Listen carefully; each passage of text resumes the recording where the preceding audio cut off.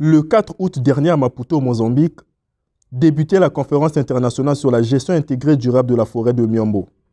Le 5 août, deuxième jour des assises, les acteurs impliqués réunis en travaux afin de définir les perspectives de gestion optimale des forêts. À cette grand-messe, la République du Congo était représentée par sa ministre en charge de l'économie forestière qui s'est vue être honorée à la tribune dédiée au sommet des chefs d'État, élargie aux délégations ministérielles. En présence des chefs d'État du Mozambique et du Zimbabwe, Rosalie Matondo avait pris la parole pour décliner la vision de son pays sur la gestion rigoureuse des forêts. Une politique qui place la conservation et la gestion durable des forêts au cœur des priorités de son gouvernement.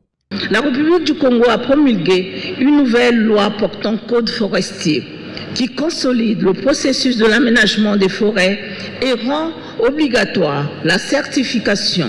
renforce les sanctions contre l'exploitation illégale de bois tout en prenant en compte les thématiques émergentes, notamment la légalité, la réduction des émissions liées à la déforestation et à la dégradation des forêts, le consentement libre, informé et préalable, les paiements pour services environnementaux, le contenu local, sans oublier l'institution d'un régime de partage de production de grumes entre l'État, propriétaire des forêts, et les exploitants forestiers. Un engagement aligné dans le droit fil de mettre sous les projecteurs l'expérience, l'expertise et le leadership du Congo en matière de préservation des forêts. Dans une démarche participative, le Congo prône une coopération ambitieuse de gestion des écosystèmes forestiers.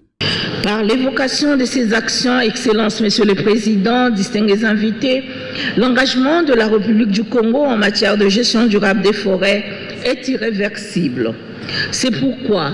lors de la COP22, Son Excellence, Monsieur le Président de la République, Denis Sassou Nguesso, a été désigné président de la Commission climat du bassin du Congo et de son instrument financier, le Fonds bleu pour le bassin du Congo. La République du Congo accueille avec beaucoup de fierté votre initiative conjointe sur la gestion intégrée et durable de la forêt de Miombo.